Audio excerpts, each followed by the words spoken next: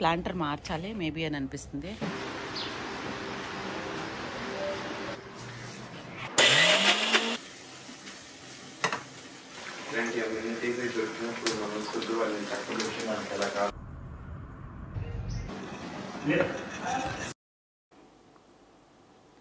అందరికీ నమస్కారం. Welcome back to my channel Bhagyalakshmi Vasam. అందరూ ఎలా ఉన్నారు? నేనైతే చాలా బాగున్నాను. కొత్త ప్లాంట్స్ అవి తీసుకొచ్చాను కదా ఇంటికి నర్సరీ నుంచి. సో వాటిని చూస్తూ చాలా హ్యాపీగా ఉందన్నమాట. అంటే ఎక్కడ పెట్టాలి, ఎక్కడ అదిగా ఉండాలి, ఎక్కడ పెడితే సరిగ్గా ఉంటాయి అని అరేంజ్మెంట్స్లో ఉన్నానన్నమాట. అండ్ ఇంకా వెదర్ కూడా చాలా చల్లగా అయిపోయింది కాబట్టి రోజు విడిచి రోజు ఆల్మోస్ట్ రోజు వర్షం పడుతుందన్నమాట. వెదర్ చల్లగా అయిపోయింది కాబట్టి చాలా బాగుంది. హ్యూమిడిటీ మాత్రం పీక్గా ఉందండి, చాలా ఎక్కువగా ఉంది. మీ ఏరియాస్లో ఎలా ఉంది నాకు కమెంట్ చేసి చెప్పండి. నా ఛానల్ని కొత్తగా సబ్స్క్రైబ్ చేసుకున్న వాళ్ళందరికీ చాలా చాలా థ్యాంక్ యూ. అండ్ మంచి కమెంట్స్ అతి పెడుతున్నారు, చాలా హ్యాపీగా ఉంటుందన్నమాట కమెంట్స్ని చదివినప్పుడల్లా. అండ్ ఎవరికైనా క్వైరీస్ ఉంటే కనుక నన్ను అట్లాగే కమెంట్ చేస్తూ ఉండండి, నేను మీకు రిప్లై ఇస్తూ ఉంటాను. లేదంటే వీలైతే కనుక ఒక వీడియో కూడా చేసి పోస్ట్ చేస్తాను. గారు ఏం తింటున్నారు? Lemon rice. లెమన్ రైస్ కాదు, left over rice. Left over గానే లేటెస్ట్గా ఉంది, చాలా బాగుంది. పులిహోర, లెఫ్ట్ ఓవర్ రైస్తో లెమన్ రైస్, మా చెట్టు జాంపళ్ళు తీగా ఉన్నాయి లేకుండా. రెండు చెట్లు లోపల పింక్ కలరే కదా. బాగుంది, తీగా ఉందా? ఇది ఈ చెట్టుది, రోడ్డు మీద ఉన్న చెట్టుది.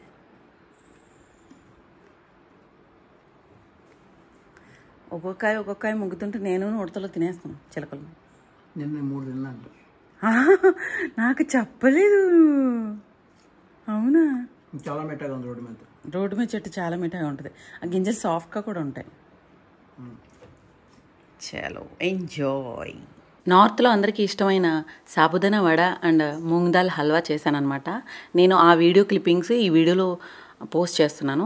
సో మీరు లాస్ట్ వరకు స్కిప్ చేయకుండా చూస్తే కనుక మీకు ఆ రెసిపీస్ తెలుస్తాయి. అండ్ లాస్ట్ వీడియోలో నేను చెప్పాను కదా, మా వారు మొక్కలు తీసుకొచ్చారు నర్సరీకి వెళ్ళి అని. సో ఆ మొక్కలు ఏంటి అని చాలామంది అడిగారు. అండ్ అవి నేను కూడా వెళ్ళాను అనమాట నర్సరీకి. ఏమేమి తీసుకొచ్చాను అని అన్నది నేను ఈ వీడియోలో పోస్ట్ చేశాను కాబట్టి లాస్ట్ వరకు చూడండి స్కిప్ చేయకుండా.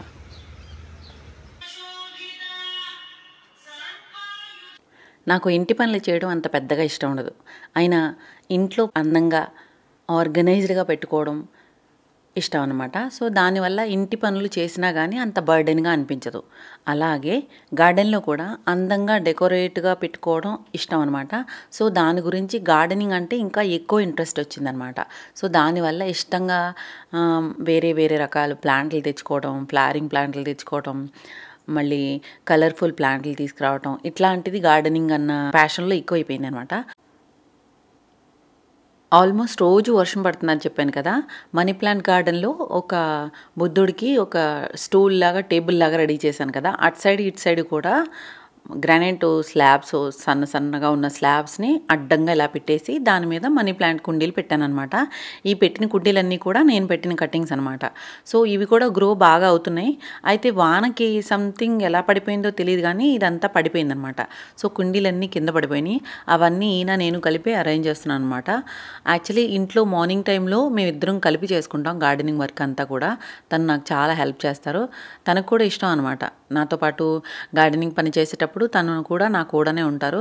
మ్యాక్సిమం ఇద్దరం కలిసి చేసుకుంటాము. తను లేనప్పుడు మాత్రం నేను చేసుకుంటూ ఉంటాను అనమాట. రీప్లాంట్ అట్లాంటివి అయితే కనుక నేనే చేసుకుంటాను. ఓన్లీ హెల్ప్ చేయడానికి మాత్రం ఆయన ఖచ్చితంగా కూడా ఉంటారు. ఇటు పక్క అసలే బాగా లో సన్లైట్ అనమాట. అంటే చాలా తక్కువ వస్తుంది, ఎండ చాలా తక్కువ వస్తున్న వలన ఆల్రెడీ వాన కూడా రోజు విడిచి రోజు పడుతున్న వలన కొంచెం బాగా వెట్గా ఉందన్నమాట. సో ఇక్కడ అందుకే నేను లో మెయింటెనెన్స్ అండ్ ఇండోర్ ప్లాంట్స్లో పెడతాం చూడండి, అట్లాంటి కైండ్ ప్లాంట్స్ అన్నీ పెడుతూ ఉంటాను. తర్వాత నేను చెప్పాను కదా సాబుదానా వడ ఇక్కడ వాళ్ళు చాలా ఇష్టంగా తింటారు.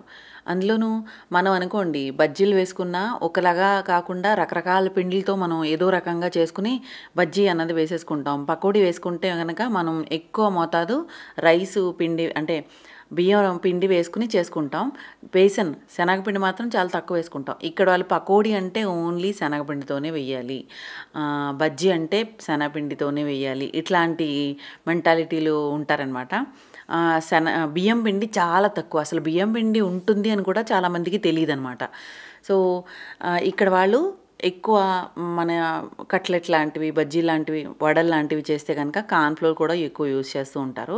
సో సాబుదానా వడకి కూడా మనం క్రిస్పీగా మన స్టైల్లో నేను చేశాననమాట. ఇక్కడ వాళ్ళు కూడా మ్యాక్సిమం ఇలాగే చేసుకుంటారు. బట్ ఏంటంటే నేను కొంచెం మన స్టైల్లో బ్రెడ్ క్రమ్స్ కూడా యూజ్ చేసి క్రిస్పీగా చేసుకోవచ్చు అనమాట. ఇప్పుడు వర్షాకాలం కాబట్టి మనకి ఎప్పుడు ఆయిల్ ఫ్రై ఐటెం ఉంటే బాగుంటుంది అని అనిపిస్తుంది.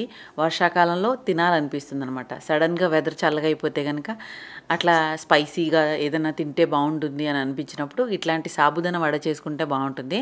సాబుదానా అంటే సగ్గుబియ్యం మనం ఆల్రెడీ వాష్ చేసేసి ఒక 4 hours నానబెట్టిన తర్వాత వాటిని పొడిలా ఉండేలాగా ఒక బౌల్లోకి తీసేసుకుంటే, అంటే చిల్లులు గిన్నెలోకి తీసేసుకుని ఆరబెట్టిన తర్వాత మనం 8 కంటైనర్లు పెట్టి ఫ్రిడ్జ్లో కూడా పెట్టుకోవచ్చు.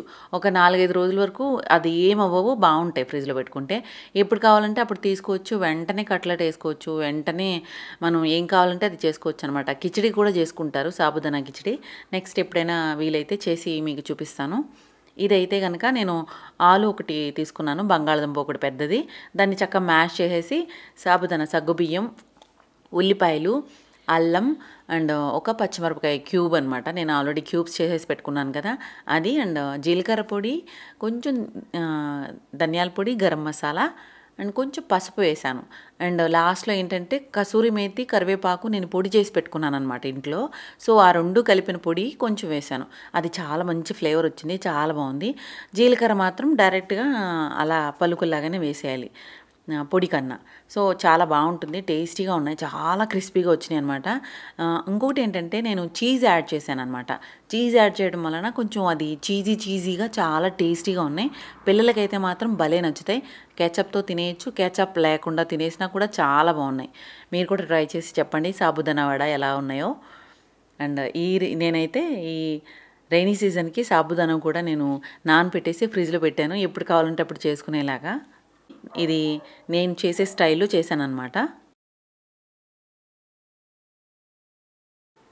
నెక్స్ట్ ఇక్కడ ప్రతి పెళ్ళిలోనూ మ్యాక్సిమం ప్రతి ఫంక్షన్లోనూ ఇది చేసుకుంటారనమాట. మూంగ్ దాల్ హల్వా అంటే మనకి పెసరపప్పు ఉంటుంది కదా, సాయి పెసరపప్పుతో చాలా మంచి స్వీట్ చేసుకోవచ్చు. నేను ఆ రోజు బ్రేక్ఫాస్ట్కి యాక్చువల్లీ పెసరట్లు లాగా, అంటే ఈ సాయి పప్పుతో కొంచెం దరదరగా మిక్సీ పట్టేసి ఉల్లిపాయ, పచ్చిమిరపకాయ, అల్లం, కొంచెం పచ్చిమిరపకాయ, జీలకర్ర వేసి ఇట్లా వడల్లాగా పెద్ద పెద్ద అట్టుల్లాగా వేసాను అనమాట.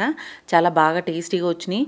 సో కొంచెం పప్పు మిగిలిపోయింది. సో నేను మీకు కూడా చేసి చూపిద్దాం అనేసి నేను ఈ మూంగ్ దాల్ హల్వా చేస్తున్నాను. మూంగ్ దాల్ హల్వాకి మనం పప్పుని బాగా స్మూత్గా రుబ్బేసుకోవాలన్నమాట. నెయ్యిలో బాగా ఫ్రై చేయాలి. దీని టేస్ట్ అంతా కూడా మనం నేతిలో ఎంత బాగా ఫ్రై చేస్తామో అంత టేస్టీగా వస్తుందన్నమాట. పచ్చి వాసన అన్నది లేకుండా నేతి వాసన మనకి వచ్చేలాగా, అండ్ మనం బాగా అది వేగిపోయి రెడ్గా, అంటే కొంచెం బ్రౌన్ షేడ్లో వచ్చేస్తుంది అనమాట. డార్క్ పసుపు రంగులో వచ్చేసేలాగా మనం ఫ్రై చేసుకుంటూనే ఉండాలి. మీకు చేతులకి బాగా శక్తి తెచ్చుకుని చేయాలన్నమాట. ఇది చెయ్యాలి అని అంటే కనుక ఇంట్లో ముందు మెంటలీ ప్రిపేర్ అయి ఉండాలన్నమాట. అంత టైం తీసుకుంటుంది. సో బాగా ఫ్రై చేసిన తర్వాత ఇంకొకటి ఏంటంటే ఇది మనం అనుకున్న క్వాంటిటీ కన్నా ఇంక్రీజ్ అవుతుంది, డబుల్ ట్రిపుల్ కూడా అయిపోయే ఛాన్స్ ఉంటుంది. అంటే మనం తీసుకున్న క్వాంటిటీని బట్టి, మనం వేసుకునే షుగర్ని బట్టి దీంట్లో నెయ్యి కూడా ఉంటుంది కాబట్టి ఇది డబుల్ కన్నా కొంచెం ఎక్కువగానే అవుతుందన్నమాట. సో నేను దీని ఫ్లేవర్కి ఇలాచీ వేస్తారు, యాలక్కాయల పొడి వేసుకుంటారు. నాకు మా ఇంట్లో యాలక్కాయలు పొడి కొంచెం అంత ఇష్టంగా తినరనమాట. సో నేను ఏం చేశానంటే కొంచెం సాఫ్రాన్ యాడ్ చేశాను అనమాట. సాఫ్రాన్ ఖుష్బుతో చాలా బాగుంటుంది అనేసి నేను సాఫ్రాన్తో బాగా ఫ్రై చేసిన తర్వాత, అంటే డైరెక్ట్గా పాలలో వేసుకుంటే కనుక మళ్ళీ పాలు వేస్తే చెడిపోతుందేమో అని అనుకున్నాను. సో అందుకే నేను డైరెక్ట్గా యాడ్ చేస్తాను అనమాట. లేకపోతే కొంచెం గోరువెచ్చని నీళ్ళల్లో మనం నానబెట్టుకుని వేసుకుంటే కనుక ఇంకా మంచి కలర్ వస్తుంది. నేను డైరెక్ట్గా వేసేసాను, బట్ అయినా కానీ మంచి ఫ్లేవర్ అయితే, ఫ్రేగ్రెన్స్ అయితే వచ్చింది. తర్వాత మనం తీసుకున్న దానికి తగ్గట్టుగానే పంచదార తీసుకోవాలి, దానికి తగ్గట్టుగానే నీళ్ళు కూడా యాడ్ చేయాలన్నమాట. ఈ పంచదార వేసేసుకుని ఒకసారి కలిపిన తర్వాత బాగా కొంచెం నీళ్ళు పోయాలన్నమాట. ఇది కూడా వేసిన తర్వాత కలుపుతూనే ఉండాలి, లేకపోతే లమ్స్ వచ్చేస్తాయి అన్నమాట. కొంచెం అది పలుకుల్లాగా అయిపోతూ ఉంటుంది. దాన్ని నొక్కుతూ మనం తిప్పుతూ అది బాగా ఫ్రై అయ్యే వరకు చేయాలన్నమాట. ఇది మనం హల్వా చేస్తాం కదా, గోధుమ పిండి హల్వా, ఇంకా రవ్వ హల్వా, ఆ కన్సిస్టెన్సీలో మనకి గరిటెని ప్యాన్ని వదిలేసేంత వరకు కూడా ఫ్రై చేస్తూ ఉండాలన్నమాట. ఇది చాలా టేస్టీగా ఉంటుంది తినడానికి. వింటర్స్లో అయితే కనుక బాగా ఎక్కువ తింటారనమాట ఇక్కడ వాళ్ళు. అంటే ఒకటి వింటర్స్లో స్వీట్ ఎక్కువ క్రేవింగ్ ఉంటుంది కాబట్టి ఆ టైంలో చేసుకున్నా కానీ చాలా బాగుంటుంది. అండ్ నెయ్యి కూడా ఎక్కువ తింటే కనుక వింటర్స్లో కొంచెం మనకి అది ఫ్యాట్ లేయర్గా మనకి చలిని ఆపుతుంది అని అంటారు. సో దాని గురించి వింటర్స్లో ప్రతి ఫంక్షన్లోనూ ఈ ఒక డిష్ ఉంటుందన్నమాట.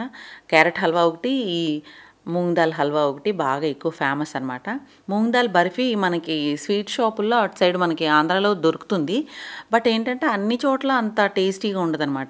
మూంగ్ దాల్ బర్ఫీ కూడా ఇంచుమించుగా ఇట్లాగే చేస్తారేమో, కొంచెం అది స్వీట్ ఎక్కువ వేస్తారు కనుక దాని గురించి అది కేక్ లాగా ముక్కల్లా వస్తుంది. ఇది స్వీట్ సరిపడా అంత. నేను అందులోనే కొంచెం స్వీట్ మాకు తక్కువే ఇష్టం కాబట్టి నేను కొంచెం తక్కువే వేశాను. అందుకని కొంచెం మీకు అట్లా అనిపిస్తుంది స్వీట్ తక్కువలాగా.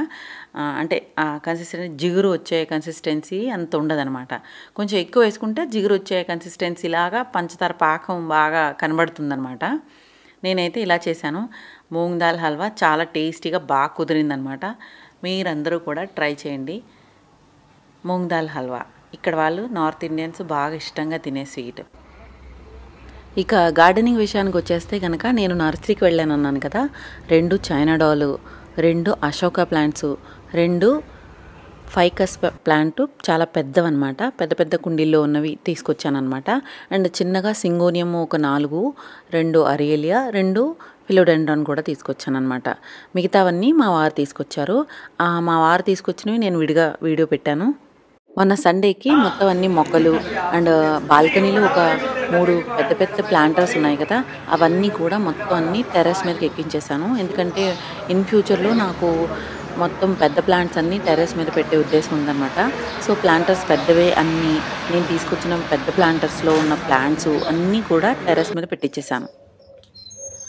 మా ప్రసాద్ గారు తెచ్చిన మొక్కలు అండ్ నేను కూడా తీసుకొచ్చాను. ఇవి తీసుకొచ్చినవి నేనన్నమాట. అరేలియా 2 తీసుకొచ్చాను. ఇది అరేలియా నార్మల్ అరేలియా, బట్ ఏంటంటే కొంచెం డ్వార్ఫ్ లాగా అనిపిస్తుంది. కటింగ్ చేసేసారనమాట.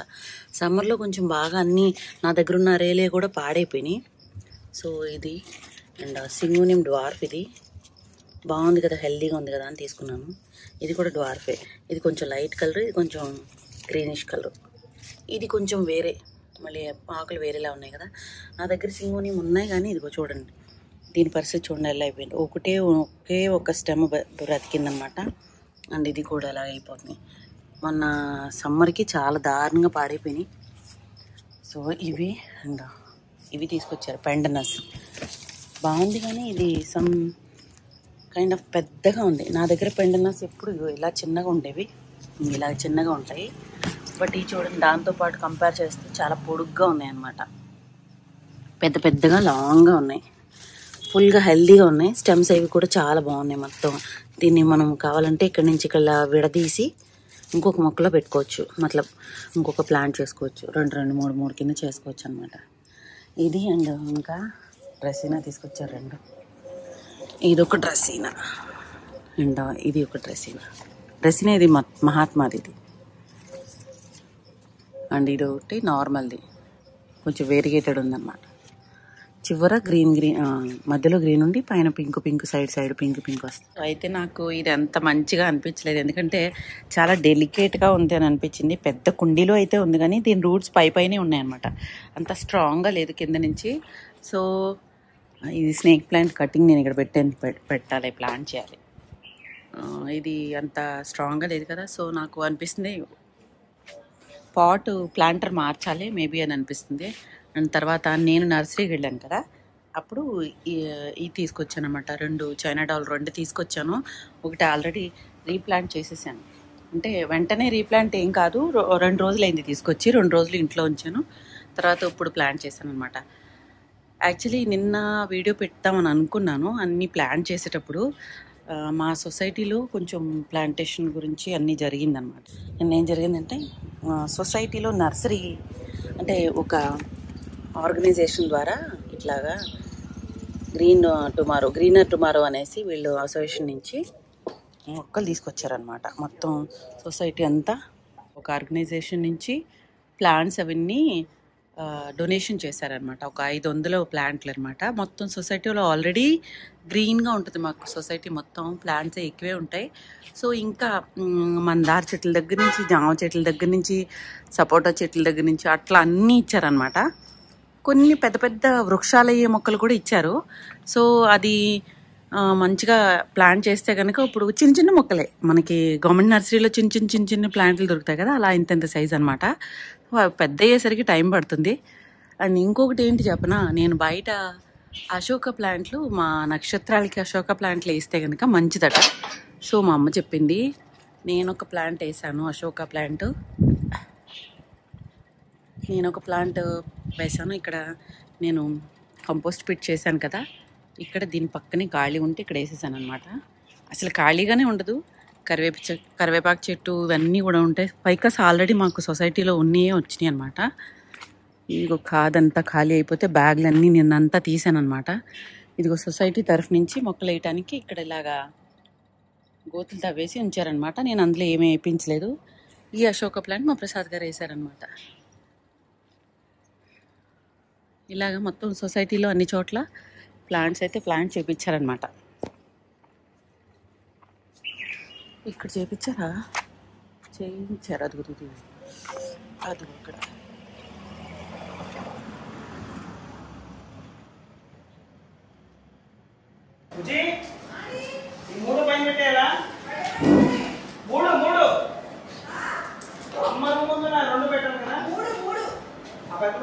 నేను తీసుకొచ్చిన మొక్కలు అన్నీ ప్లాంటేషన్ ఎలా చేశానో అని అన్నది, అండ్ సొసైటీలో జరిగిన ప్లాంటేషన్ కూడా నేను వీడియో తీసి చూపిద్దాం అనుకున్నాను, బట్ కుదరలేదు. చాలా హెక్టిక్గా ఉంది. పెద్ద పెద్ద ప్లాంటర్స్ అన్నీ టెర్రస్ మీదకి ఎక్కించే హడావిడి అండ్ వర్కర్స్ అది ఉండడం వలన కొంచెం కుదరలేదు. సో నెక్స్ట్ వీడియోలో మళ్ళీ క్లియర్గా అన్నీ చూపిస్తాను. ఇదండి నా వీకెండ్ ఇలా నడిచింది. Happy home making, happy gardening. Thank you for watching. Bye.